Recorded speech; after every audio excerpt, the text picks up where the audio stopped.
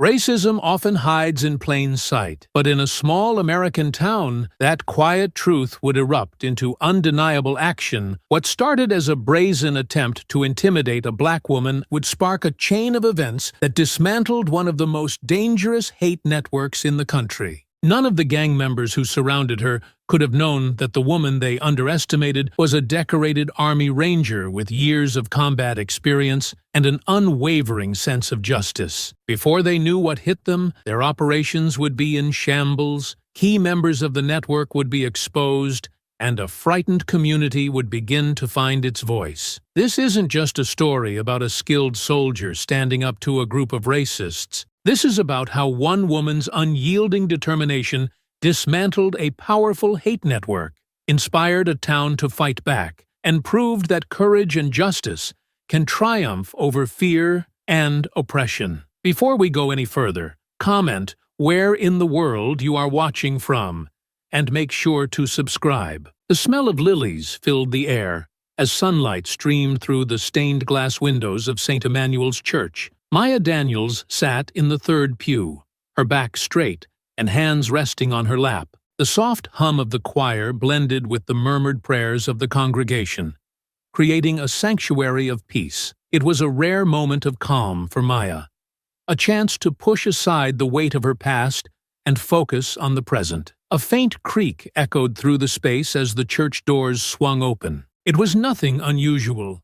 Latecomers were common during Sunday service, but the sound of heavy boots striking the polished floor carried an unnatural weight, breaking the rhythm of the sacred space. Maya's eyes flicked toward the entrance, her instincts sharpening. 6 men walked in, their presence jarring against the serenity of the church. Dressed in white tank tops that clung to their frames, the men's tattoos stretched across their muscular arms and necks, bearing symbols of hate and supremacy. Their shaved heads glistened under the sunlight streaming through the stained glass, and their movements were slow, deliberate, and meant to draw attention. The congregation fell silent. A child's quiet giggle turned into a stifled cry as his mother pulled him close. Reverend Elijah Carter paused mid-sentence at the pulpit, his welcoming expression replaced with a subtle tension.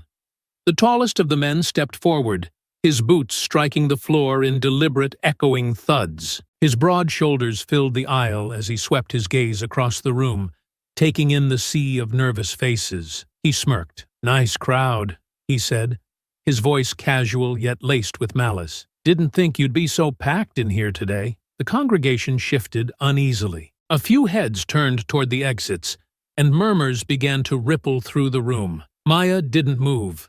Her sharp eyes were fixed on the men, her calm demeanor masking the storm brewing within her. Reverend Carter stepped forward, gripping the edge of the pulpit. His voice was steady but held a thread of warning. "Gentlemen, this is a house of God. You are welcome here if you come in peace, but I will not allow disruption." The tall man laughed softly, a low chuckle that reverberated through the church. "Relax, preacher. We're not here to cause trouble. Just here to look around." He gestured to the others, who spread out slowly, their boots heavy against the wooden floor. One of the men leaned against the back of a pew, his tattooed arms crossed as he stared down at an elderly woman clutching her purse. Another deliberately brushed past a teenage boy, knocking the hymnal out of his hands with a smirk. The boy froze, his knuckles white as he clutched the pew for support. The tension thickened. Maya's jaw tightened, but she remained still, her focus razor-sharp. She scanned the men's movements, her military instincts cataloging their positions, their body language, and the exits. The tall man stepped closer to the pulpit, tilting his head at Reverend Carter. "You've got a nice place here, preacher," he said, his voice low and condescending. "Real shame it's full of the wrong kind of people." Gasps rippled through the congregation, but no one spoke. A young mother clutched her child tightly, whispering hurried prayers under her breath. The tension in the air was almost suffocating. Reverend Carter's gaze hardened. "There is no wrong kind of person in God's house," he said firmly. "This church is open to all." The man's smirk widened. "That's so?" He turned, his gaze landing on Maya. "What about you? he asked, his voice louder now, drawing the attention of everyone in the room. You seem real quiet. Got nothing to say? Maya slowly raised her eyes to meet his. Her face remained calm, unreadable, but there was a quiet steel in her gaze. Not yet, she said evenly. The man chuckled again, shaking his head as he stepped back into the aisle. Preacher, I think you've got a smart one here. He motioned for his men to keep moving. Don't worry, we're not staying long. Just wanted to drop by and let you know. 2 weeks. That's all you've got to clear out. After that, well, he trailed off, shrugging casually. The congregation collectively held its breath. Maya's gaze flicked to the side exits, where a few families had begun quietly slipping out. She remained seated, her hands steady in her lap, waiting, watching. For now, the men seemed content to posture and taunt, but Maya could feel it, the fragile line they were walking. It wouldn't hold for long. The men continued to move through the church, their boots striking the wooden floor in a deliberate rhythm. Each step was calculated to claim the space as their own, their movements slow and predatory. The congregation sat frozen in uneasy silence, their fear palpable. Reverend Carter stood firm at the pulpit, his hands gripping its edges as he addressed the church. Stay calm, everyone, he urged, his voice steady but strained. Remember, this is God's house. Let him guide us. The tall man leading the group sauntered down the center aisle, trailing his fingers along the backs of the pews as if he owned the place. He smirked, glancing at the stained glass windows, the altar, and finally at Reverend Carter. Nice setup you've got here, preacher, he said, his tone casual but dripping with disdain. Bet it cost a pretty penny. Tell me, how does a place like this stay afloat? Taxpayer dollars, maybe? A few nervous murmurs rose from the congregation, but most stayed silent, gripping their seats or whispering quiet prayers. Stays afloat through faith and hard work, Reverend Carter replied, his voice firm. We are a community, bound together by love and resilience. The man's smirk widened. Love and resilience, huh? You hear that, boys? He gestured to his group, who chuckled and exchanged looks. You feel the love in here? One of the men leaned against a pew, picking up a hymnal and flipping through it carelessly before tossing it onto the floor. Another snorted, nudging his companion. Seems like they're awful quiet for a community. One of them muttered loudly, his tone mocking. The tall man's gaze shifted, landing on Maya. Her unwavering presence in the pews stood out against the fearful congregation. He pointed at her. You've been awfully quiet, he said, his voice sharp. Not scared, are you? Maya's gaze met his, steady and calm. No, she replied evenly. Her simple answer clearly irritated him, though he hid it behind a chuckle. You've got guts, I'll give you that. You from around here? I've been here long enough, Maya replied, her tone unflinching. Before the leader could respond, a man near the back of the church stood, his voice ringing out. You don't run this town, the man said, his tone defiant. This town's done with people like you. The congregation stirred, a few murmurs of agreement rippling through the crowd. The leader's smirk twisted into a scowl. He turned sharply toward the man, his boots echoing against the floor as he approached. Oh, you've got a mouth on you, he said, his voice dripping with menace. Think you're brave, standing up like that? The man's face tightened, but he didn't back down. I think you don't belong here, he shot back, his words clear and deliberate. The tall man let out a humorless laugh, leaning in just close enough to invade the man's space. Big words for a nobody in a cheap suit, he sneered, his tone venomous. Let me tell you something, buddy. People like you talk big until someone shuts you up. You want to find out how that feels? One of his men barked out a laugh. Bet he's shaking in his boots now, he jeered, his voice carrying through the tense silence. The room fell into a stifling quiet. All eyes on the two men. Maya's gaze flicked toward the exchange, her body tensing like a coiled spring. She knew what was coming next if the leader wasn't stopped. Reverend Carter stepped in, his voice cutting through the tension. That's enough, he said firmly, his words directed at the leader. This is God's house. Intimidation and violence have no place here. The leader turned to face the reverend, his scowl deepening. "You don't get to tell me what I can or can't do, preacher," he spat. "This isn't your town anymore." Maya's jaw tightened as she watched, her mind racing. The tension in the room was on the verge of snapping, and she knew it wouldn't take much to set it off. For now, she stayed still, watching, calculating. The air in the church was thick with tension, each second stretching into an eternity. The tall man's sneer deepened as he stood inches from the defiant man in the back pew. His voice dropped to a dangerous growl. "You think you've got guts? Standing up to me?" he said, his lips curling into a mocking grin. "Let me show you what happens to people who don't know their place." Before anyone could react, the leader's hand shot out, grabbing the man by the collar. Gasps rippled through the congregation as the older man struggled, his hands gripping at the leader's arm. "Let him go!" someone shouted from the pews, their voice shaky but desperate. The leader ignored them, yanking the man closer until their faces were only inches apart. "You think you're tough?" he hissed. "You're nothing. You hear me? Nothing." The man glared back, his jaw clenched despite the fear flickering in his eyes. "You don't scare me," he managed through gritted teeth. "Oh, I'm not here to scare you," the leader said with a cold laugh. "I'm here to make sure you understand who's in charge." The congregation was frozen, their fear silencing any attempt to intervene. Even Reverend Carter looked unsure, his hands gripping the pulpit as he tried to gauge whether stepping in would make things worse. But then, a voice rang out, cutting through the rise in chaos like a blade. "Enough!" The word echoed through the church, sharp and commanding. All eyes turned toward the source, Maya. She had risen from her seat, her posture tall and imposing, her gaze locked on the leader with unyielding intensity. Her voice was steady, but there was no mistaking the warning in her tone. The leader's grip faltered for a moment as he turned to face her, his expression shifting to one of surprise. It was clear he hadn't expected anyone else to speak up, let alone a black woman standing so resolute in the face of his intimidation. "You've made your point," Maya said, her voice calm but unrelenting.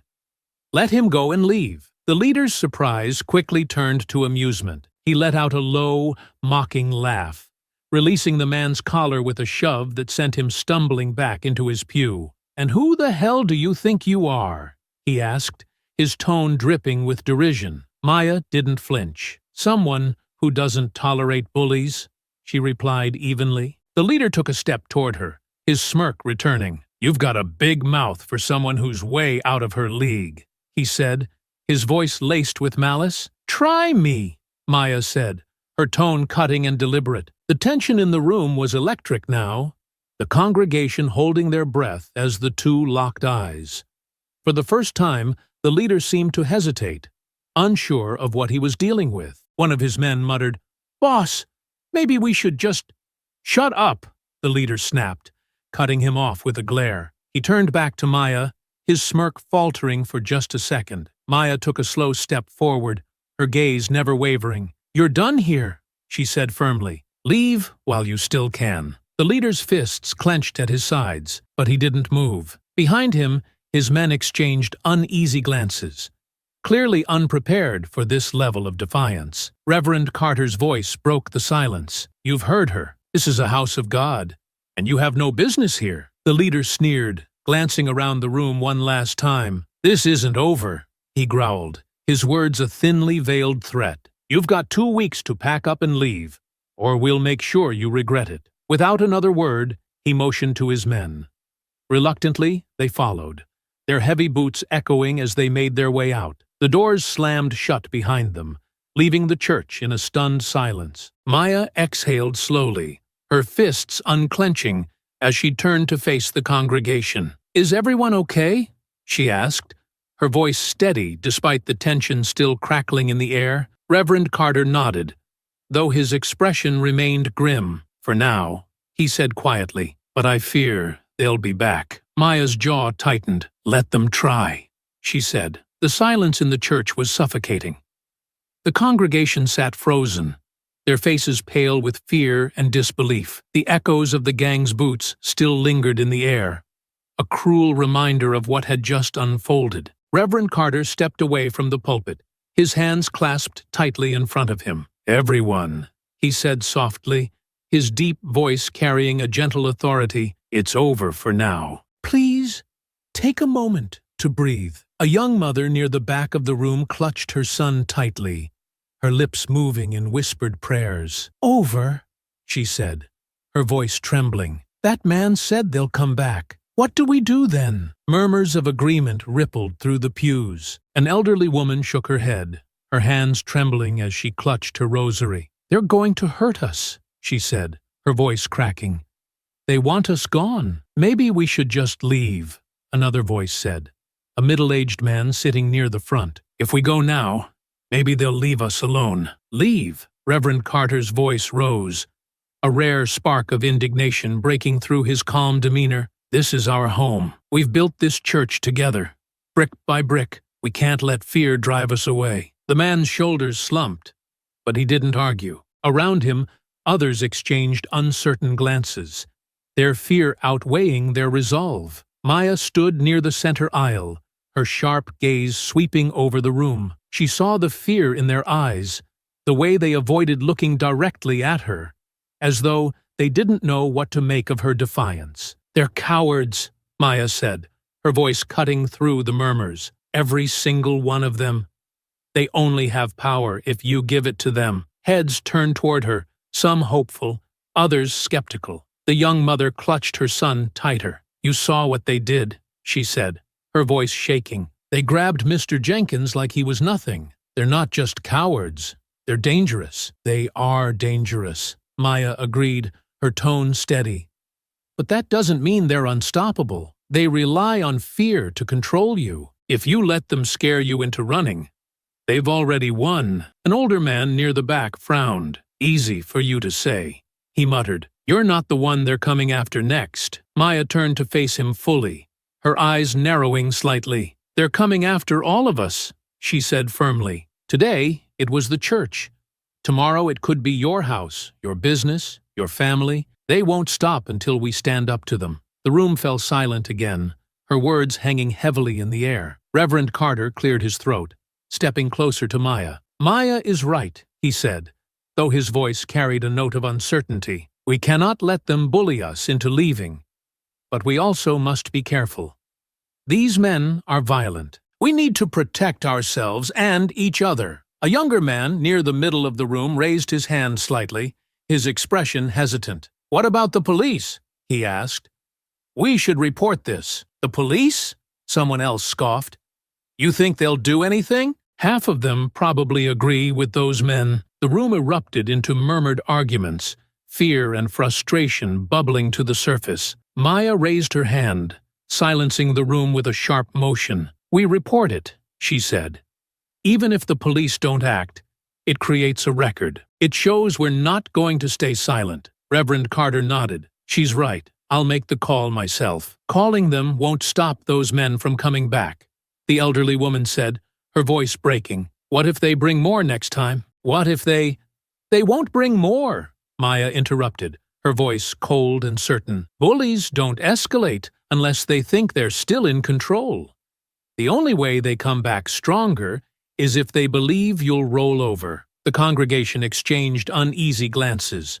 The fear was still there, heavy and unshakable, but Maya's words stirred something, an ember of defiance that hadn't been there moments ago. Reverend Carter placed a hand on her shoulder. "You've already done more for us than we could have asked," he said quietly. "But this isn't your fight alone. It's everyone's fight," Maya replied, her gaze sweeping the room. "And I'll see it through to the end. But I need all of you to stop thinking about what might happen if you stand up and start thinking about what will happen if you don't." The room was silent again, but the fear wasn't as stifling. The congregation was still shaken, still unsure. But Maya had planted a seed. "Go home for now," Reverend Carter said after a long pause. "We'll come together again soon, and we'll decide how to move forward." One by one, the congregation began to leave, their movements slow and reluctant. Maya stayed behind, standing by the pulpit as she watched them go. Reverend Carter turned to her, his expression heavy with gratitude and concern. "I don't know how we'll face this," he admitted, "but I'm glad you were here today." Maya nodded, her jaw tight. "So am I," she said, but her mind was already racing, calculating the next steps. This wasn't over, not by a long shot. The sun was dipping low, casting long shadows across the nearly empty parking lot of St. Emmanuel's Church. Maya Daniels walked briskly toward her car, her senses sharp despite the stillness. The faint rustle of leaves and chirp of crickets filled the air, but her instincts told her she wasn't alone. The crunch of boots on asphalt broke the quiet, sending a ripple of tension down her spine. Slowly, she turned, her sharp eyes locking onto 6 familiar figures stepping out from the shadows. It was them. The leader of the gang stood at the front, his broad shoulders illuminated by the flickering glow of a nearby streetlight. His white tank top clung to his frame, his arms inked with menacing symbols. Behind him, his men fanned out, forming a loose semicircle as they approached. "Well, well," the leader said, his voice dripping with mockery. "If it isn't little Miss Mouthy, thought you could just walk out of here like nothing happened?" Maya turned fully, keeping her back to her car. Her expression remained calm, her voice measured. "You don't seem to know when to quit," she replied. The leader's smirk widened, his teeth yellowed under the dim light. "Quit? We're just getting started." His boots scraped against the asphalt as he took a deliberate step closer. "You made a fool out of me in there, and I don't let that slide." One of the younger men laughed, his voice sharp and grating. "She's just a girl," he said, leaning against a nearby lamppost. "Probably thinks she's tough, 'cause she can yell loud." Another chimed in, his tone dripping with disdain. "Yeah, what are you gonna do, huh? Call the cops? Pretty sure they won't be rushing out here for someone like you." The group burst into laughter, the sound echoing through the lot. Maya's gaze didn't waver. When the laughter died down, she stepped forward slightly, her posture deliberate and commanding. "A girl, huh?" she said, her voice calm but sharp. "That should scare you even more." The leader's smirk faltered, confusion flashing across his face. "What the hell's that supposed to mean?" Maya took another step forward, closing the gap between them. "It means that as a girl, I did what most of you could only dream of. I made it through Ranger School. I trained with the best. I fought alongside the best. And I won't let a pack of cowards with too much mouth and not enough brains intimidate me." The youngest member of the gang shifted uneasily, his bravado cracking. "She's bluffing," he muttered, though his voice lacked conviction. "Am I?" Maya asked, her tone cutting through the night like steel. Her gaze swept over them, unflinching. "You want to find out?" The leader's face twisted into a sneer. "You think your fancy training matters out here?" he snarled. "This isn't a battlefield, lady. You're outnumbered 6-1. Let's see how tough you really are without your guns and your army buddies." One of the men barked out a laugh, stepping closer. "Yeah, let's see if all that ranger talk is just hot air." Maya didn't move, her calm exterior betraying none of the tension coiling within her. "You think the odds matter to me?" she said, her voice low and deliberate. "The only thing that's gonna matter in the next 5 minutes is how fast you can run once you realize you've made a mistake." The group's laughter faltered, replaced by uneasy glances and muttered curses. But the leader wasn't backing down. He stepped closer, his fists clenched, his teeth bared in a snarl. "You've got a big mouth," he growled, "and I'm gonna shut it for good." The tension in the air was electric, the fragile thread of control ready to snap. Maya's stance shifted slightly, her body poised like a spring. Her sharp gaze darted between them, calculating angles, distances, and movements. "Come on, then," she said, her voice quiet but razor-sharp. "Let's see what you've got." The leader's lips curled into a snarl as he lunged forward, and the others followed, their heavy boots pounding against the asphalt. Maya sidestepped effortlessly, her movements fluid and precise. She twisted, delivering a sharp elbow strike to his ribs that sent him staggering back with a grunt. "You're faster than you look," the leader spat, clutching his side, his expression twisted with anger and surprise. Two more gang members surged forward, emboldened by their leader's attack. Maya's body shifted, her instincts taking over. The first came at her from the left, swinging a haymaker aimed at her head. Maya ducked low, her foot snapping out in a sweeping kick that knocked his legs out from under him. He hit the asphalt hard, a groan escaping his lips as he clutched his back. The second man hesitated for half a second before charging.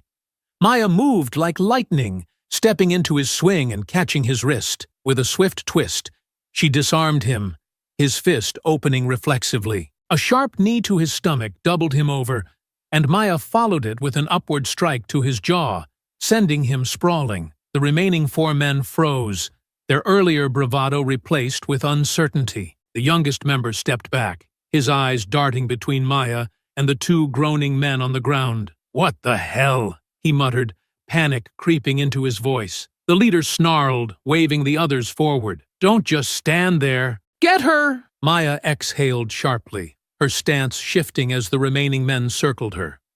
Her muscles burned, adrenaline coursing through her veins, but her focus was razor-sharp. One of the men lunged from behind, his arms outstretched to grab her. Maya spun on her heel, her elbow connecting with the side of his face in a sickening crack. He stumbled, blood streaming from his nose, and she followed with a kick to his chest that sent him crashing into the lamppost. The other three hesitated, their confidence crumbling. "Boss," one of them stammered, glancing at the leader. She's not normal." The leader's face twisted in frustration. "She's one woman. Stop acting like cowards." Maya wiped a trickle of blood from her lip, her sharp gaze locking onto the leader. "You should listen to them," she said, her voice steady despite the rising tension. The leader's eyes narrowed, his fists clenching. "You're gonna pay for that," he growled, advancing toward her. The two remaining men flanked him, clearly reluctant, but unwilling to back down. Maya's body remained poised, her breathing controlled as she prepared for the next wave. The leader feinted to the left before swinging hard to the right. Maya caught his wrist mid-swing, twisting his arm and slamming her knee into his stomach. He gasped, doubling over, but managed to shove her backward. Before she could regain her footing, one of the other men took advantage of the opening. His fist connected with her shoulder, sending a sharp jolt of pain radiating down her arm. Maya gritted her teeth, stepping into the attack and driving her forearm into his throat. He staggered back, choking and clutching his neck. The youngest member of the gang stood frozen, his wide eyes darting between the chaos and the exit. He took a shaky step back, muttering under his breath, "This isn't worth it. Don't even think about it." The leader barked, straightening with a wince. "We're not done yet." Maya's chest rose and fell steadily as she assessed the situation. The fight was far from over, but the gang's resolve was cracking. Maya's breaths came steady, her body tense and ready as the remaining gang members circled her. The leader wiped blood from the corner of his mouth, his expression dark with fury. "You're tough. I'll give you that," he spat, his voice low and venomous. "But you're not walking out of here without learning your place." One of the men lunged from the side, his movements more frantic than strategic. Maya twisted to block, catching his arm and delivering a sharp punch to his ribs. He let out a strangled cry, stumbling back, but another gang member was already charging her blind spot. The blow came hard, a fist slamming into her side. Pain exploded through her ribs as she staggered, barely managing to deflect the follow-up strike. The leader took the opportunity to close the distance, his fist connecting with her shoulder. Maya grunted, her footing slipping as the asphalt scraped against her knees. "Not so tough now, are you?" The leader snarled, looming over her. Maya's eyes burned with defiance. She planted her hands on the ground and pushed herself up, ignoring the sharp ache in her ribs. "I've been through worse," she said, her voice steady despite the pain. Her words seemed to enrage him further. He swung again, but this time she was ready. Maya ducked, her fist driving into his stomach with brutal force. The leader stumbled back, his expression twisting in pain and disbelief. Before she could press her advantage, another gang member barreled into her, knocking her against the side of her car. The impact left her winded, her vision momentarily blurring. "She's not invincible," one of them shouted, emboldened by the hit. Maya gritted her teeth, shaking off the daze as the man came at her again. She moved on instinct, ducking low and driving her elbow into his side. He crumpled with a pained groan, rolling onto the ground. The youngest member of the gang, standing near the edge of the lot, took a step back, his face pale. "I'm out," he muttered, turning and sprinting toward the street. "Coward!" the leader bellowed after him. But his fury was short-lived as Maya surged forward. She caught one of the remaining men off guard, her fist cracking against his jaw. He staggered, his head snapping back before he crumpled to the ground. The leader glanced around, his confidence visibly shaken as two more of his men hesitated. "Get back here!" he yelled at the boy, disappearing into the distance, but his voice wavered. The other two exchanged a glance before one of them cursed under his breath. "This ain't worth it," he muttered, grabbing the other by the arm. "Let's go." They bolted, their footsteps fading into the night.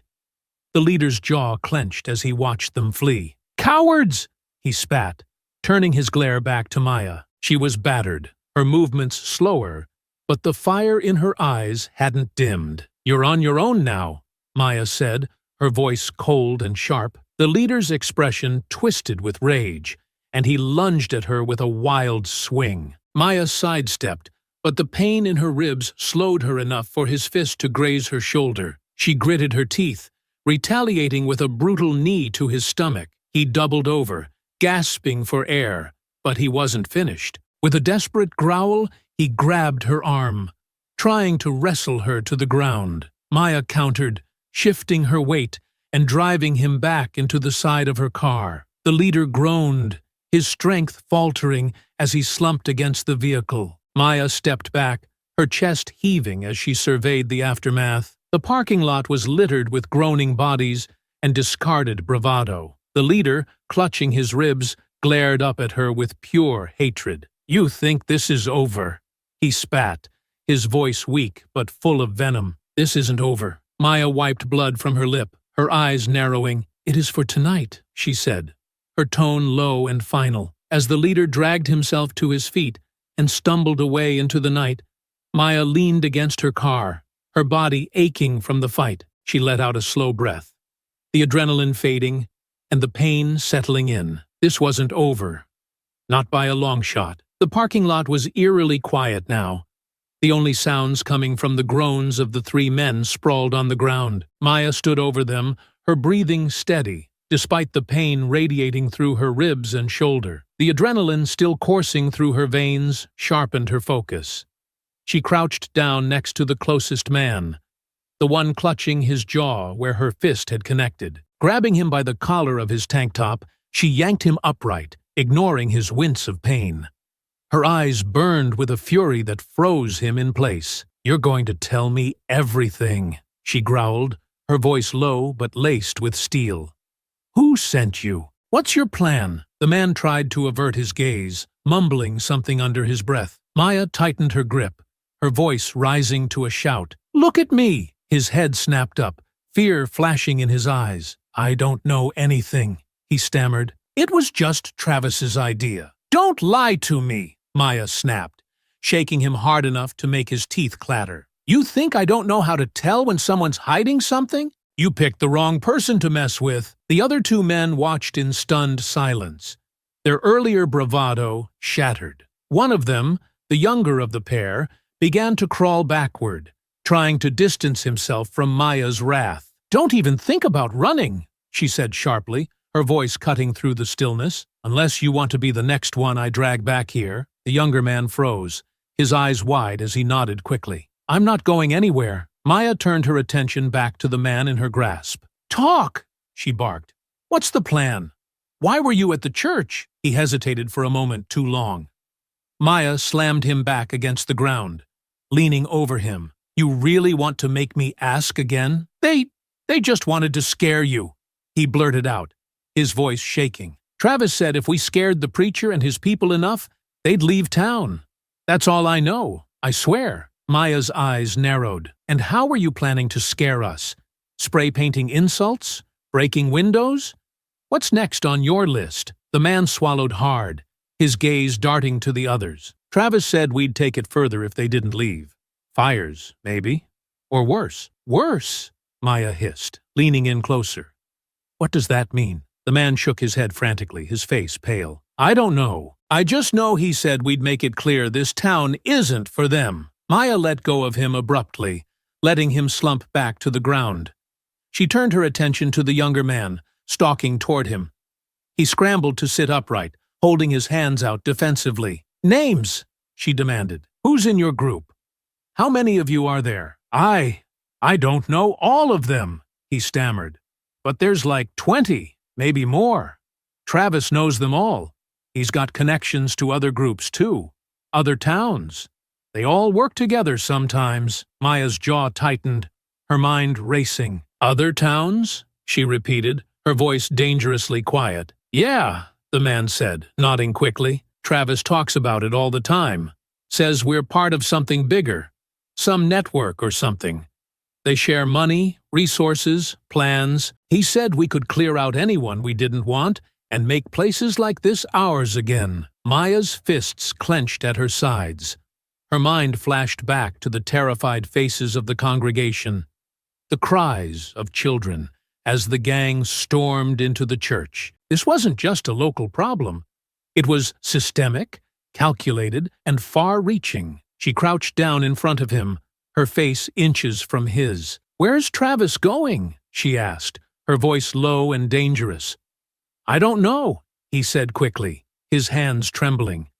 He doesn't tell us where he goes, but he talks about safe houses, places he can lay low if things go bad. Where? Out of town. I think there's one in Hillsboro, another one in the woods outside Springfield. That's all I know, I swear. Maya studied him for a long moment, her piercing gaze holding him in place. Finally she stood, her chest heaving as she processed what she'd learned. You've got two options, she said coldly, her voice carrying over the quiet parking lot. You can take this information to the cops and turn yourselves in, or I'll find you again. And I promise, it won't be this easy next time. The men nodded frantically, their fear evident. Now get out of my sight, Maya snapped, stepping back. The three scrambled to their feet, limping and staggering as they fled into the night. Maya stood alone in the parking lot, her fists clenched as she stared after them. This was bigger than she'd thought.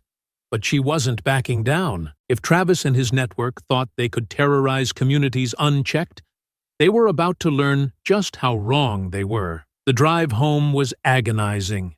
Every bump in the road sent sharp jolts of pain through Maya's ribs, and her shoulder throbbed with every turn of the wheel. Blood from a small cut on her forehead had dried, leaving a sticky trail down the side of her face. Her hands gripped the steering wheel tightly, her knuckles white as she forced herself to focus on the road. When she finally pulled into the driveway of her small, modest house, the relief was fleeting. The adrenaline that had kept her upright was wearing off, replaced by the dull, relentless ache of her injuries. Maya sat in the car for a moment, staring at the darkened windows of her home. The quiet was almost suffocating. With a deep breath, she pushed the door open and climbed out, each movement sending fresh waves of pain through her battered body. She limped toward the door, her legs heavy, her breaths shallow. Once inside, she locked the door behind her and leaned against it, closing her eyes for a moment. Her mind raced with the information she'd extracted from the gang members. Travis and his network weren't just a local problem. They were part of something much larger, something organized and dangerous. The thought was both infuriating and sobering. Maya straightened, wincing as she moved toward the kitchen.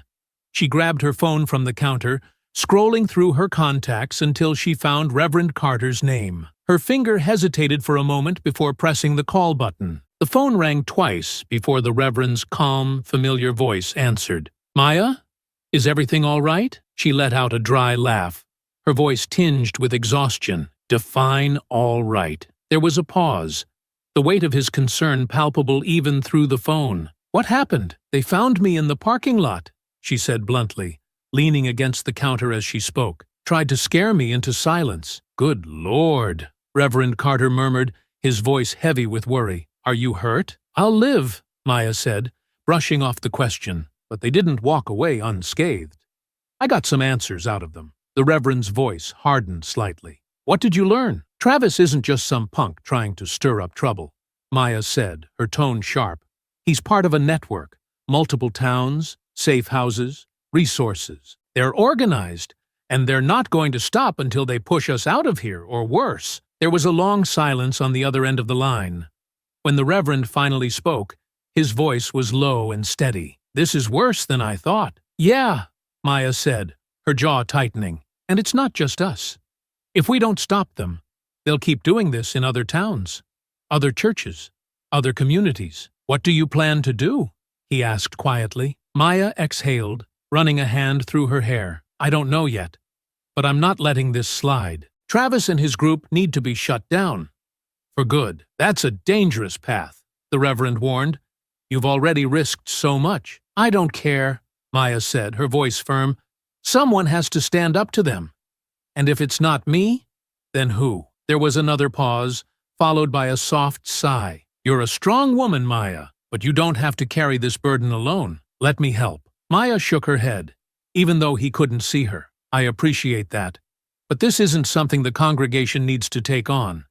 This is personal now. I'll handle it. The Reverend's tone softened, but there was still a note of determination in his voice. Just promise me you'll be careful. The people here need you more than you know. I'll do what I can, Maya said, her voice quieter now. Thanks, Reverend. I'll keep you updated. Take care of yourself, Maya, he said gently, before the line went dead. Maya set the phone down on the counter, her gaze distant as she stared at the wall. The pain in her body was nothing compared to the fire burning in her chest. Travis and his group thought they could terrorize her community and walk away unscathed. They were wrong. The quiet of the house felt oppressive as Maya sat at her kitchen table, a notebook spread open in front of her. The faint glow of the overhead light cast long shadows across the page, where she had begun scrawling names, locations, and connections in sharp, deliberate strokes. Her ribs ached, her shoulder throbbed,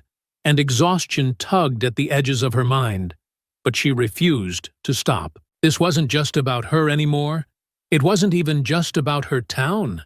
This was about the countless communities Travis and his network had terrorized, and the ones they would target next if she didn't act. Her phone buzzed softly, breaking the silence. Maya glanced at the screen. A message from an old contact lit up. The name, a familiar one from her army days. Let me know what you need. Always got your back. Maya exhaled slowly, her grip tightening on the pen. The idea had been brewing since she left the parking lot, and now it was solidifying into a plan. She couldn't do this alone. Travis's network was too vast, too organized, and too dangerous. She needed help.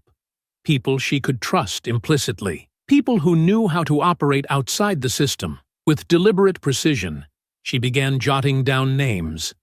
Sakurnat, Alex Carter, a demolition expert with a knack for tracking and a sharp mind for strategy.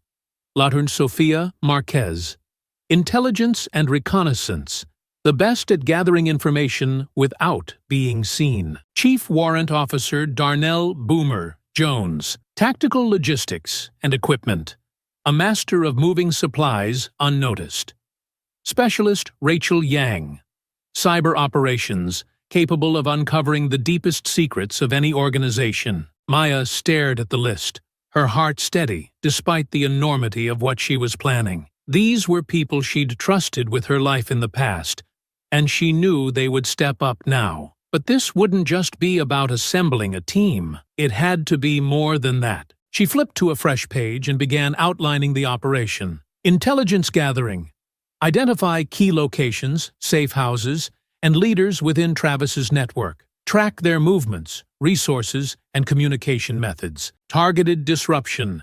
Strike at their infrastructure, cut off funding, destroy supply lines, and dismantle their hierarchy. Systematic removal. Take down the leaders one by one, ensuring no one steps in to replace them. Secrecy and precision. Operate entirely off the grid. No police, no public attention. This had to be clean and efficient, leaving the network in shambles without a trail back to them. Maya leaned back, staring at the detailed plan in front of her. Her jaw tightened as she considered the risks. They would be operating without the safety net of the law, and any misstep could cost them everything. But after what she'd seen, she knew she couldn't rely on the police. They were either complicit or indifferent, and neither was acceptable. She picked up her phone again, scrolling through her contacts until she found the first name on her list, Alex. Her fingers hovered over the call button for a moment before she pressed it. The line rang twice before his familiar gruff voice answered. "Maya." "It's been a while." "It has," she said, her voice steady. "I wouldn't be calling if it wasn't important." There was a pause on the other end, followed by a soft chuckle. "You've got my attention. What's going on?" Maya didn't waste time. She outlined the situation in blunt terms. Travis, his gang, the network, and their coordinated efforts to terrorize communities. By the time she finished, Alex's tone had shifted to something colder, more serious. "Sounds like you've got a hell of a fight on your hands," he said. "We do," Maya corrected. "I'm putting together a team. Off the books. No police, no bureaucracy. Just us." Another pause. Then, "You know I'm in. Who else are you bringing?" Maya rattled off the names. Each one met with a grunt of approval. "Sounds like old times," Alex said finally, his voice lighter. "Except this time, we're not waiting for orders." "Exactly," Maya said. They finalized the details of their first meeting. Neutral ground, secure communication channels, and a plan to coordinate without drawing attention. As Maya hung up, a faint sense of relief settled over her. She wasn't alone in this. With the right people, the right strategy, and the right execution, they could do more than just stop Travis. They could destroy his entire operation, root and stem. Her resolve hardened as she glanced at the notebook again. This wasn't just a fight. It was a mission, and failure wasn't an option. The meeting place was deliberately unremarkable. A small, out-of-the-way cabin tucked into the woods, far from prying eyes. The gravel driveway crunched beneath Maya's boots as she approached the front door, her ribs still aching with each step. A faint light spilled through the drawn curtains, and she could hear the low murmur of voices inside. Maya pushed the door open and stepped in. The room fell silent as four familiar faces turned toward her. Sergeant Alex Carter stood by the window, his tall, broad frame backlit by the glow of the lamp. His sharp eyes immediately scanned her, lingering on the bruises and cuts that marred her face. "You look like hell," he said, his tone neutral but laced with concern. "Nice to see you too, Alex," Maya replied dryly, shutting the door behind her. Sitting at the table was Sofia Marquez, her short, jet-black hair as sharp as her gaze. She leaned back in her chair, arms crossed. "Figured if anyone was calling us together like this, it'd be you," she said, a faint smirk tugging at her lips. "What's the mission?" Darnell Boomer Jones was perched on the edge of the couch, his arms resting on his knees. He gave Maya a nod, his expression serious. "You wouldn't pull us out of retirement for something small," he said. "So let's hear it." Rachel Yang sat at the table with a laptop open in front of her, her fingers idly tapping on the keyboard. She glanced up, raising an eyebrow. "And here, I thought you'd disappeared into suburbia," she said, her tone light. "Guess I was wrong." Maya dropped a folder onto the table, the sound sharp in the quiet room. "This isn't a small-town problem," she said, her voice cutting through the tension. "This is nationwide." She walked to the table, flipping the folder open to reveal maps, photos, and handwritten notes. "Travis Wainwright and his gang are just one piece of a much larger operation," she began, her tone steady but urgent. "They're part of a network. Hate groups spread across the country, working together to terrorize communities like ours. They're organized, they're funded, and they're dangerous." Sophia leaned forward, her smirk fading. "How dangerous are we talking?" "They've driven people out of towns with threats, violence, and arson," Maya replied. "They're targeting black communities, immigrant families, anyone they see as other. And they're not stopping." Boomer exhaled sharply, his jaw tightening. "How big is this network?" "I'm still piecing that together," Maya admitted. "But it's bigger than we thought. They've got safe houses, supply lines, and connections to similar groups in other states. Taking them down isn't going to be easy, which is why we're here, Alex said, his tone grim. We've done this before. We know how to dismantle an operation like this, but without the support of the law, Rachel added, her eyes narrowing. That's going to complicate things. Maya met her gaze. We can't rely on the police, she said firmly. They're either turning a blind eye or outright complicit. This has to stay off the books. No paper trail, no leaks. We act quickly, quietly, and decisively. Sophia tapped her fingers on the table, her expression thoughtful. What's the plan? Maya pointed to the map spread out before them. We start by gathering intel. Travis is in hiding, but his men gave me enough to work with. Safe houses in Hillsborough and Springfield. Rachel, I'll need you to dig deeper into their communication channels and funding. Find out who's backing them. Rachel nodded, her fingers already flying across the keyboard. Sophia, I need eyes on those locations. Figure out who's there, how many, and what they're guarding. Boomer, we'll need equipment. Vehicles, surveillance gear, anything you can scrounge up without drawing attention. And me? Alex asked, crossing his arms. You're with me, Maya said, her tone leaving no room for argument. We'll lead the strikes. Once we know where to hit, we dismantle them piece by piece, cut off their funding, destroy their safe houses, and take out their leaders. The room was silent for a moment as the weight of her words settled over the group. Then Boomer stood, his expression resolute. You know I'm in, he said. Whatever it takes. Sophia smirked faintly. It's not like I can say no to a challenge like this. Count me in. Rachel glanced up from her laptop, her eyes sharp. I'll find what you need. Just don't get killed before I can send it to you. Alex clapped Maya on the shoulder, gently, given her injuries. We've got your back.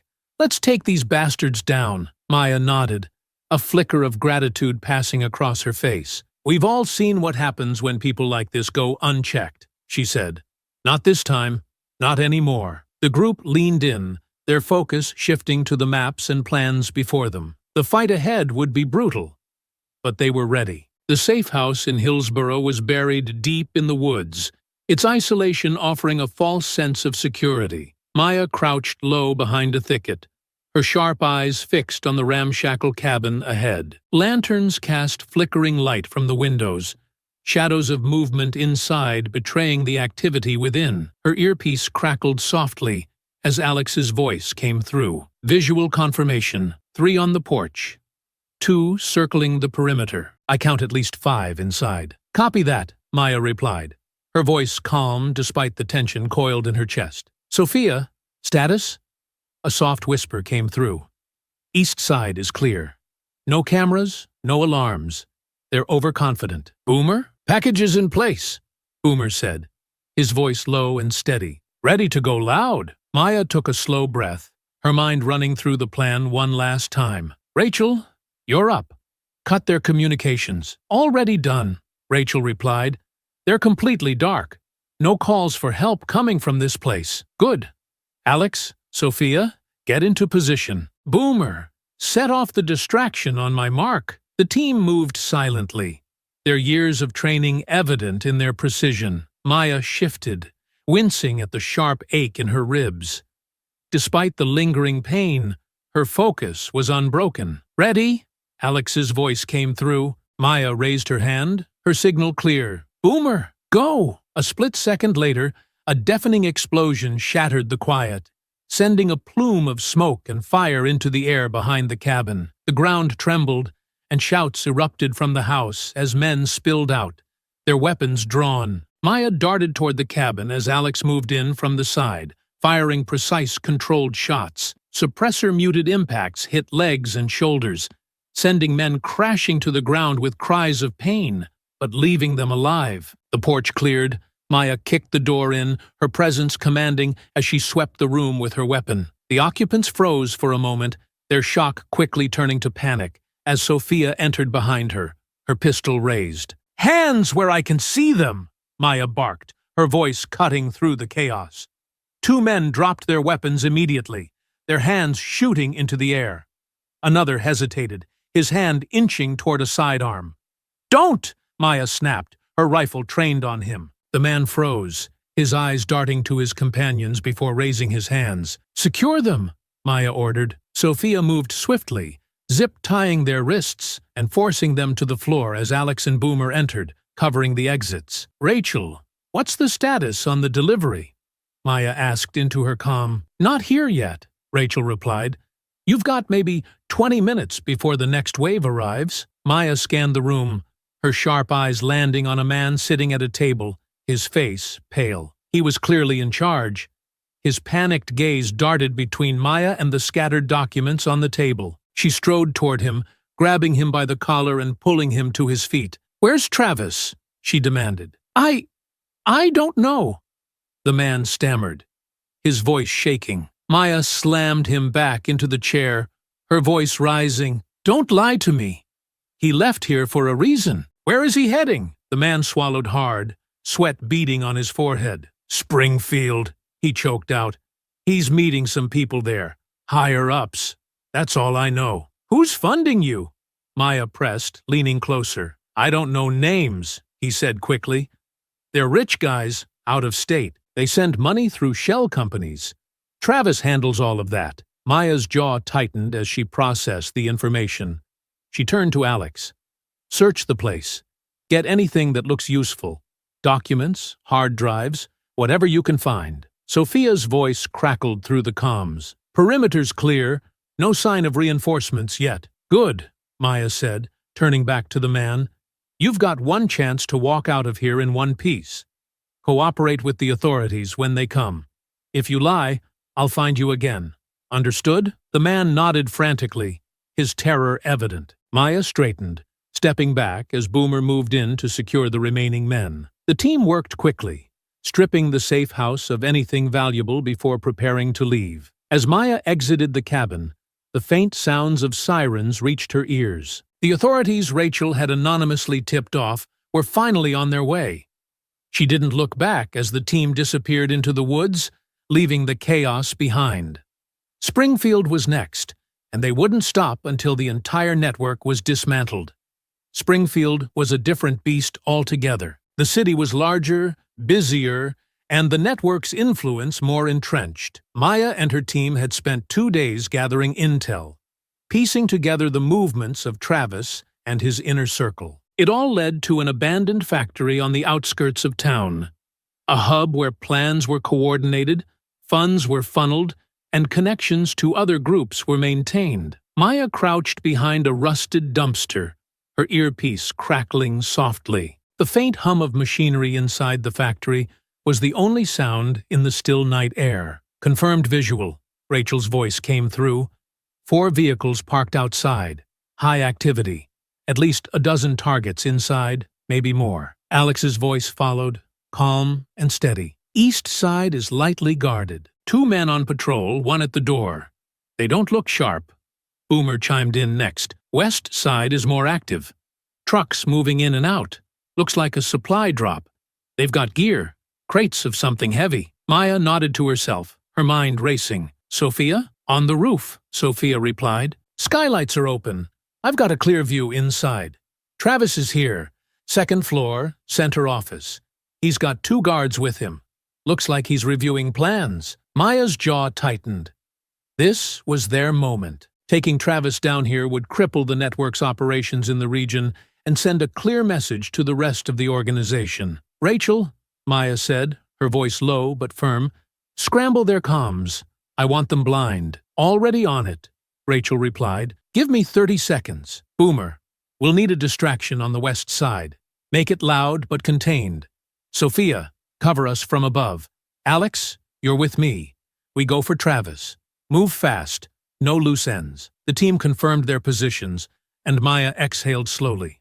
The plan was set. "Rachel," Maya said. "Done," Rachel replied. "They're offline." Maya raised her hand, signaling Boomer. A few heartbeats later, an explosion rocked the west side of the factory, sending plumes of smoke into the night sky. Shouts erupted from inside as men scrambled to respond, their movements chaotic. "Move!" Maya ordered, darting toward the east entrance with Alex on her heels. The guard at the door turned, startled. but Maya was already on him. A swift strike to his wrist sent his weapon clattering to the ground, and a quick elbow to his temple left him slumped against the wall. Inside, the factory was a maze of machinery and dim lighting.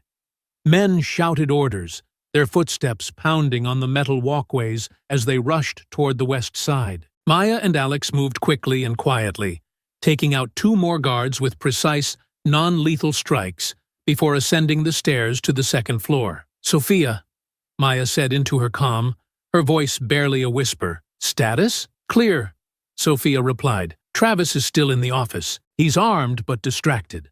Now's your chance." Maya and Alex reached the door, their backs pressed against the wall. Maya held up 3 fingers, counting down silently. 3, 2, 1. She kicked the door open, her weapon trained on Travis and his 2 guards. "Hands where I can see them," she barked, her voice echoing in the small office. The guards hesitated, their hands hovering near their weapons. Alex stepped in behind her, his aim unwavering. "Don't," he warned, his tone deadly calm. Travis raised his hands slowly, a cold sneer spreading across his face. "Well, if it isn't the hero herself," he said, his voice dripping with mockery. "Took you long enough to find me." Maya's eyes burned with fury. "Shut up and sit down," she snapped. Travis lowered himself into the chair, his guards following suit. "You think taking me out changes anything?" he taunted. "There's more where I came from. You can't stop us all." Maya leaned in close, her voice low and cold. "We'll see about that." She motioned for Alex to secure the guards, then grabbed a folder from the desk, flipping through its contents. Maps, account ledgers, and coded messages filled the pages. "This is everything," she said, her voice steady. "Rachel, we've got the intel. Prepare for extraction." "Copy that," Rachel replied. Travis's sneer faded as he realized the extent of his loss. "You don't know what you're dealing with," he growled. Maya straightened, her gaze unflinching. "Neither do you." As Alex finished restraining the guards, Maya stepped back, her jaw tight. The network wasn't dead yet, but tonight they had dealt a devastating blow. The factory office was dimly lit, a single flickering bulb casting long shadows across the cluttered room. Maya's weapon remained trained on Travis, as Alex swiftly disarmed and zip-tied the 2 guards. The men sat slumped in their chairs, their expressions a mix of fury and fear. But Travis wore his trademark sneer, his confidence unshaken despite the chaos outside. "You think you've accomplished something tonight?" Travis drawled, leaning back in his chair as though he hadn't been forced into it. "You're playing a game you can't win." Maya took a step closer, her expression cold. "I'm not playing." "Where's the rest of your network operating from?" Travis let out a dry laugh. "Do you really think I'm going to tell you? You might have gotten this far, but you've only scratched the surface. For every hub you take down, there's another waiting to rise." "Not if we take you all out at once," Alex said, his voice steady as he finished restraining the guards. He stepped beside Maya, his gaze locked on Travis. "You're not as untouchable as you think." Travis's sneer deepened. "Untouchable? No. Unstoppable? Yes. You think you're heroes, but you're just gnats buzzing around something bigger than you'll ever understand." Maya slammed her hand down on the desk, leaning in until her face was inches from his. "You can talk big all you want, but we both know the truth. You're losing. We've taken out your supply lines, your hubs, and your communication channels. It's only a matter of time before we dismantle the rest." Travis's smirk faltered for the briefest moment, before he leaned back, his expression hardening. "You're wasting your breath." "I'm not giving you anything." Maya straightened, her jaw tight. "We'll see about that." She motioned to Alex. "Search the desk. He's arrogant enough to keep something useful close." As Alex rifled through the papers and folders strewn across the desk, Travis's composure cracked. "You're making a mistake," he growled. "You think the people backing me won't notice? Won't retaliate? You're painting targets on your backs." Maya ignored him, her eyes scanning the documents Alex handed her. A map with red circles, a ledger with coded entries, and a list of names. These were the breadcrumbs they needed. She placed the map on the desk, pointing to one of the circled locations. "What's here?" Travis's jaw tightened, his silence defiant. Maya leaned over him, her voice icy. "You can either cooperate or we leave you tied up for the cops with just enough evidence to make sure you're their top priority. Trust me, your friends won't be coming to bail you out." Travis's eyes darted to the map, then back to her. "You really think the police will do anything? They've ignored us for years." "They won't ignore this," Alex said, holding up a hard drive he'd pulled from the desk. "Whatever's on here is going to bury you and your entire operation." Travis's face darkened. "You think you've won, but you don't even know who you're dealing with. You're in over your heads." Maya's lips curled into a cold smile. "We'll take our chances. But you're done." She turned to Alex. "Tie him up. Make it clear he's a gift for the authorities." Alex stepped forward, pulling Travis from his chair and securing his wrists behind his back. "This won't end the way you think," Travis spat, struggling against the restraints. "No, it'll end worse for you," Alex said, his tone calm. Maya reached for her calm. "Rachel, alert the local police. Leave the tip anonymous.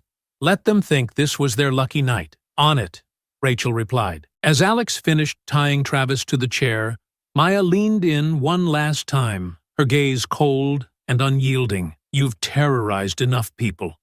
Tonight, it stops." Travis glared at her, his defiance flickering but not extinguished. "This won't stop anything.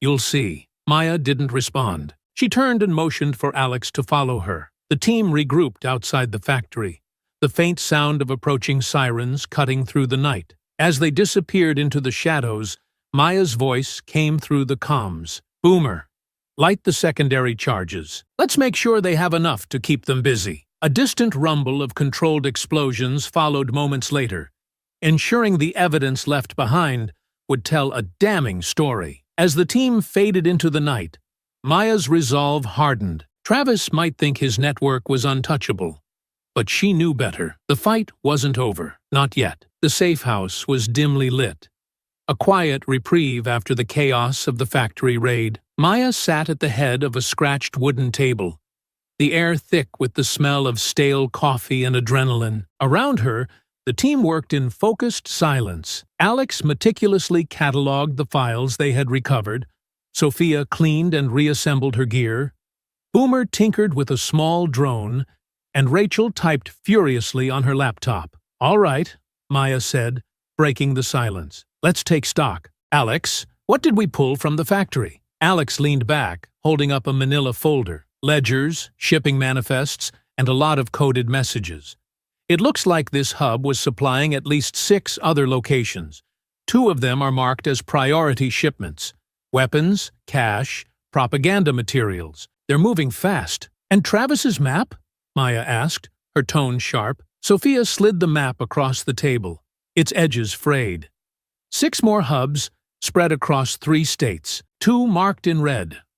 "Looks like main hubs, probably coordinating the smaller ones." Maya nodded, her jaw tightening as she studied the map. "We hit those 2 next. If we take out their central coordination points, the smaller hubs will crumble." Rachel looked up from her laptop, her brow furrowed. "One problem. The network knows they're being targeted. After tonight, they'll go dark. They'll shift their resources, change locations, and tighten their security. We'll have to move faster than we planned." Boomer leaned forward, his deep voice steady. "We've got momentum." But Rachel's right. We can't afford to give them breathing room. Before Maya could respond, Rachel's laptop chimed. She glanced at the screen, her eyes widening. Maya, we've got company." "What do you mean?" Maya asked, standing up. Rachel turned the laptop to face the group, showing a live video feed. A man in a suit sat at a desk, his FBI badge prominently displayed. He looked directly at the camera, as though he could see them. "This is Special Agent Porter of the FBI," the man said, his tone calm but firm. "I know you're watching. We need to talk." The team exchanged wary glances. Maya leaned over Rachel's shoulder. "How did he find us?" Rachel shook her head. "He's good. He hacked our secure channel, probably traced the encrypted messages I intercepted earlier." Agent Porter continued, his gaze unwavering. We've been tracking this network for years, and your actions have made one thing clear. You're not amateurs. You're organized, efficient, and effective. We're on the same side here. But if you want to finish what you've started, we need to work together. Maya straightened, her expression unreadable. Rachel, patch him through. Rachel hesitated, then pressed a key. The feed shifted, and Porter's voice came through the speakers, clear and direct. Maya Daniels, former Army Ranger. Your record is impressive. It's no wonder you've been so successful. Maya crossed her arms, her voice steady. Flattery won't get you anywhere, Agent. What do you want? What we all want, Porter replied, to dismantle this network before it spreads any further. You've hit them hard, but you've also forced them to adapt. They'll regroup, and when they do, they'll come back stronger. We're not stopping, Maya said firmly. I know, Porter replied. That's why I'm offering you a partnership. We've got resources you don't. Surveillance, intelligence, and jurisdiction across state lines. You've got the mobility and precision to hit them where it hurts. Together, we can finish this. The room fell silent as the team processed his words. Alex broke the silence, his voice skeptical. And what's the catch? No catch, Porter said. But let's be clear. We do things by the book. No unnecessary risks. No rogue actions. You share intel. We coordinate strikes. Maya's eyes narrowed. And if we don't, then you'll keep playing whack-a-mole while the network rebuilds, Porter said bluntly. You're good, but you can't do this alone. Maya studied the screen for a long moment before speaking. You're asking us to trust you. After everything we've seen, law enforcement turning a blind eye, local cops looking the other way. Why should we? Because we're not them, Porter said, his voice steady. We've been fighting this battle for years. We've made progress. But we need people like you to finish the job. Maya glanced at her team, each of them nodding subtly. Finally, she turned back to the screen. Fine. We'll work with you. For now. But if this goes sideways, we're out. Understood, Porter said, a faint smile crossing his face. Welcome to the team. As the call ended, Maya turned back to her team. This changes things. We move faster, hit harder, and leave no room for error. Rachel, get us everything the FBI sends over. Alex, Sophia, start planning the next strike. Boomer leaned back, a faint smirk on his face. Looks like things just got interesting. Maya's gaze hardened as she stared at the map. They're running out of places to hide. Let's finish this. The safe house hummed with quiet intensity. Maya sat at the head of the table, her sharp eyes scanning the map pinned to the wall. Red circles marked the hubs they had already taken down, while blue pins represented the network's remaining strongholds. The fight wasn't over. Not yet. Rachel sat nearby, her fingers dancing across her laptop's keyboard. With Travis out of the picture, we've caused some serious disruption. But the real leader of this operation is stepping in to stabilize things. She turned the laptop screen toward the team, revealing the face of a wiry, sharp-featured man with cold, calculating eyes. This, Rachel said, is Victor Carver. He's not just Travis's superior. He's the architect of this entire network. Every operation, every dollar funneled through this system, every cell, they all answer to him. Boomer leaned back in his chair, letting out a low whistle. So, the real boss finally steps out of the shadows. What's his next move? Rachel clicked through several intercepted communications. Carver's been in the wind since Hillsborough, but he's re-emerged. Intel from the factory suggests he's consolidating power at 2 key hubs, one in Texas and another in Montana. Texas is his central command, where he's coordinating remaining operations. Montana's a recruitment and training site. Maya's jaw tightened. If we take out Carver, this entire network collapses. Exactly, Rachel confirmed. But he knows we're coming. He's paranoid, and his security is no joke. He's doubled down on defenses at both locations. Alex crossed his arms, his expression grim. Paranoid doesn't mean invincible. We've already hit his network, where it hurts. He's scrambling, and that gives us the advantage. Special Agent Porter's voice crackled through the comms. Your team's efficiency has been impressive, Daniels.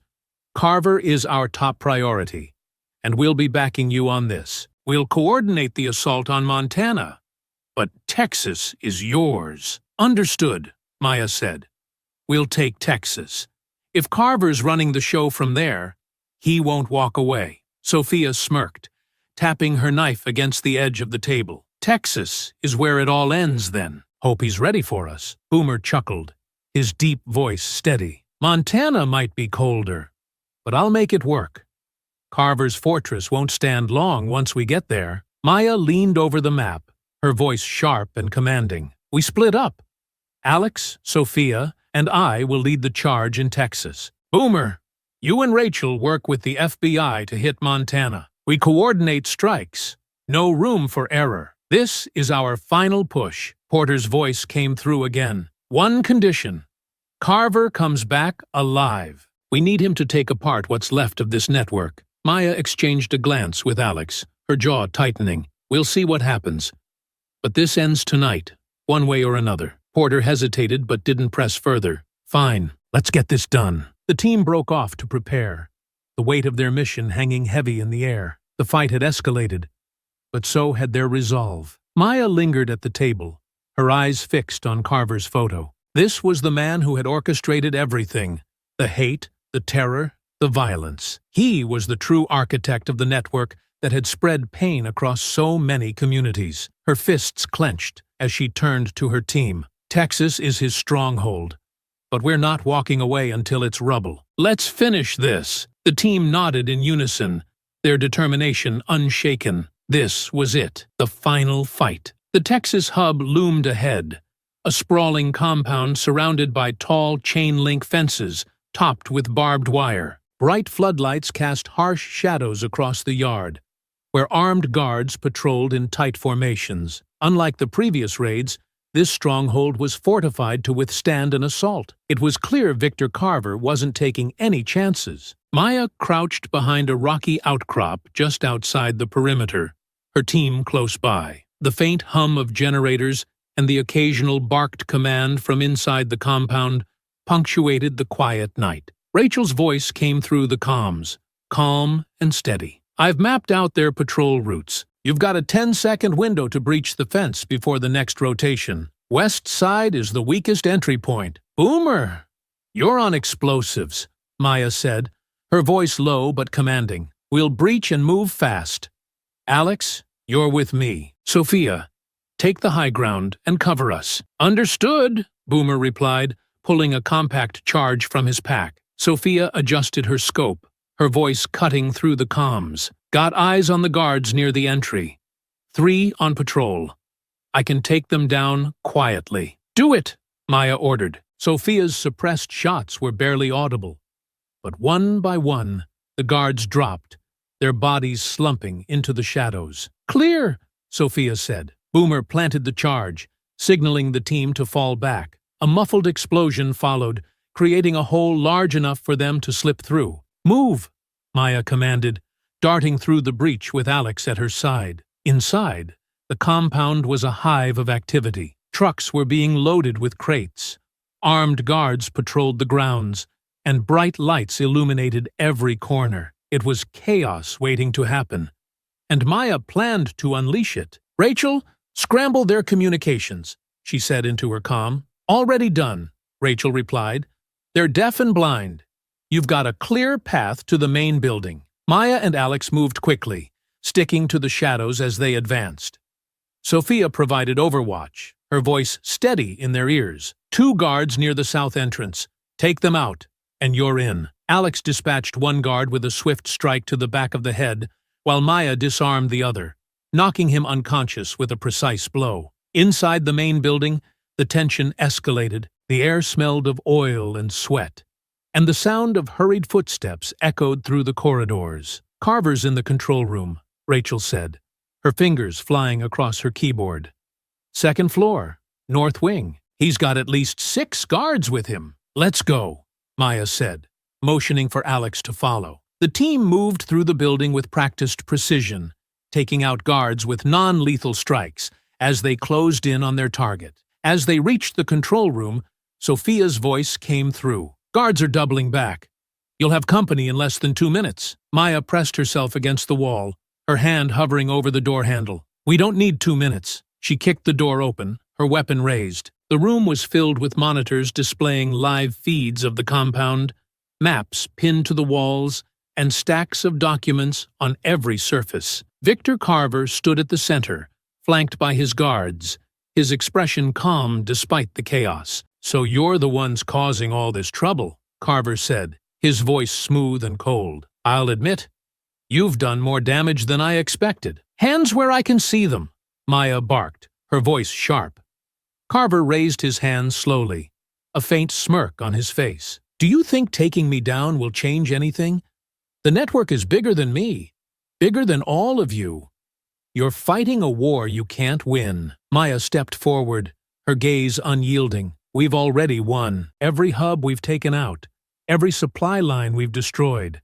It's all collapsing, and you know it." Carver's smirk faltered, but he held his ground. "You think this ends with me? There are others, stronger than you can imagine.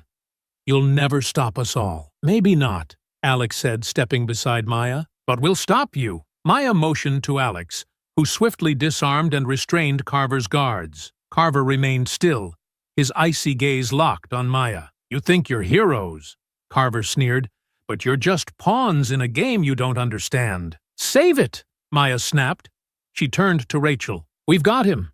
Get the FBI on site. Let them clean this up." "Already done," Rachel replied. ETA 5 minutes. As the team secured the control room, the sounds of approaching sirens filled the air. Maya stood over Carver, her expression unreadable. "You built this network," she said quietly. "You spread hate and fear to countless communities. Tonight, it ends." Carver's smirk returned, but it didn't reach his eyes. "You'll never stop what I've started." Maya's gaze hardened. "Watch me." As the FBI arrived and agents stormed the compound, Maya and her team slipped into the shadows, leaving Carver and his crumbling empire in their wake. The fight wasn't over, but they had delivered the decisive blow. The safe house was quiet, the air thick with the weight of the mission's success. Maya sat at the head of the table, her sharp eyes scanning the map pinned to the wall. Red circles marked the hubs they had dismantled, and blue pins indicated remaining smaller cells, stragglers, scattered and disorganized. The bulk of the network had been destroyed, but a few loose ends remained. Rachel's fingers flew across her laptop keyboard as she sifted through the last bits of intel. "The FBI is handling the cleanup now," she said, her tone tired but satisfied. "There are a few smaller cells still active, but nothing major. They're splintered. No leadership. No coordination. They'll fall apart in time." Alex leaned back in his chair, crossing his arms. "So, we're done?" "Mission accomplished," Rachel confirmed, glancing at Maya. "The Bureau can handle what's left. They've got the resources to track the stragglers. We've done our part." Boomer's voice crackled through the comms. "Montana's secure. Porter says they're sweeping the rest of the region now. Looks like this operation's finally wrapped." Maya nodded, a faint sense of relief washing over her. "Good. Let's leave it to them. We've done enough." Sophia leaned back, her smirk faint. "Feels strange, doesn't it? Walking away after all this?" "It's the right call," Maya said firmly. "This fight wasn't about us. It was about stopping them from doing more harm. And we did that." Rachel closed her laptop, exhaling deeply. "Carver's in custody. The major hubs are dismantled, and the smaller cells are falling apart. We've cut the head off the snake." Alex glanced at Maya, his voice softer. "So what now?" Maya looked around the room, taking in the faces of her team. They had been through hell together, and now, for the first time in weeks, the weight of their mission was beginning to lift. "Now?" she said, a faint smile crossing her face. "Now we go home." The words hung in the air for a moment before the team nodded in agreement. Maya stood on the front porch of her modest home, the soft glow of the setting sun painting the sky in hues of orange and gold. The quiet was almost unnerving after the constant noise and chaos of the past few weeks. She inhaled deeply, the familiar scent of freshly cut grass and the faint hum of distant traffic grounding her. Inside, the house felt the same as she had left it. Neatly kept, unassuming, and hers. She set her bag down by the door, running her fingers over the back of the couch as she walked toward the kitchen. The weight of her exhaustion settled in her bones, but for the first time in what felt like forever, it wasn't accompanied by tension. She poured herself a glass of water, leaning against the counter as the events of the past weeks replayed in her mind. They had stopped something terrible, something insidious, from spreading further. It hadn't been perfect, but it had been enough. Her phone buzzed on the counter, breaking her reverie. Picking it up, she saw a text from Rachel. Montana wrapped. FBI handling the stragglers. Enjoy the peace. You've earned it. Maya smiled faintly, setting the phone down. For now, the fight was over. There would always be more battles to face, more people like Carver who believed they could spread hate without consequence.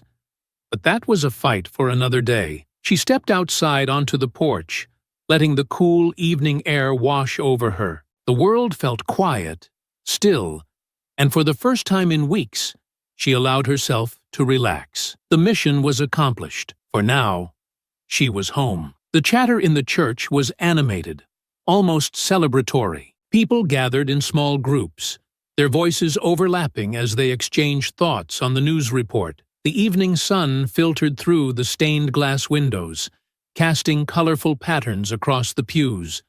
But all eyes were on the television in the corner. The news anchor's voice continued, recounting the details of Victor Carver's arrest and the dismantling of the hate network. They finally got those monsters, an older man said, his tone a mix of relief and anger. I can't believe how deep their reach was. A younger woman shook her head, her arms crossed. They were organized, too organized. And for what? To spread hate and fear? It's disgusting. They terrorized so many communities, someone else added, their voice quieter. And to think they were operating right here, in our town. The murmurs grew louder as more people joined the discussion. A middle-aged woman spoke up, her expression grim. I heard about the threats they made in other places.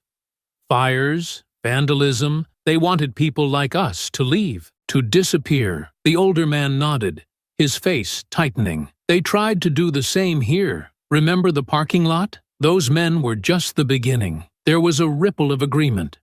Memories of the tense weeks before the gang's downfall surfacing. Another woman added, and the strange explosions outside town. Does anyone know what really happened? No one's saying anything, someone replied, their tone cautious. But it's obvious now, isn't it? Those raids, they weren't just random. Someone was fighting back. As the conversations continued, the focus began to shift. A young man near the television pointed at the screen, where the anchor was summarizing the dismantling of the network. They keep talking about a team, he said, a group that worked in secret, off the grid. Who do you think they were? A teenage girl chimed in, her voice tinged with curiosity. Could it have been the police? Or the FBI? The older man shook his head. No. The news said the FBI got involved later, after the big strikes had already started. Whoever this team was, they were working on their own. A woman near the back spoke up, her tone thoughtful. What about those strangers who came through?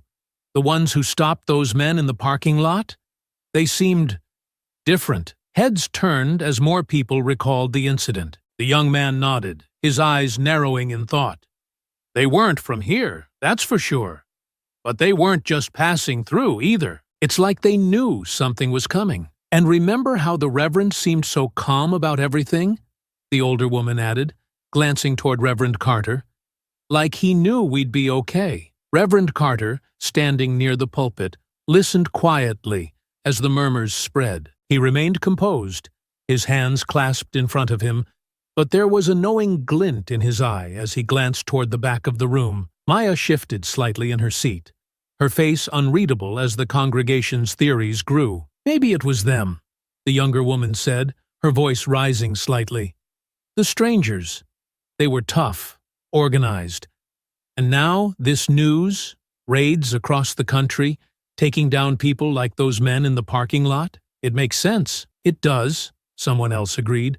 Whoever they were, they saved us. They saved so many people. Reverend Carter finally stepped forward, his voice calm but commanding. Whoever they were, let us be grateful. They stood up against hatred and protected our community when we needed it most. His words quieted the room, but the curiosity lingered in the eyes of those gathered. They didn't need confirmation. They had already decided who the mysterious heroes were. Maya kept her gaze on the floor, her lips curling into the faintest smile as the hymn began. The people didn't need names or recognition. They needed hope, and they had that now. Reverend Carter approached her quietly as the singing swelled, his voice low. They'll never know the full story, but I think that's exactly how you want it. Maya nodded, her voice soft but firm. It's not about the story. It's about the outcome. They're safe. That's what matters. I hope you enjoyed that story. Please share it with your friends and subscribe so that you do not miss out on the next one. In the meantime, I have handpicked 2 stories for you that I think you will enjoy. Have a great day.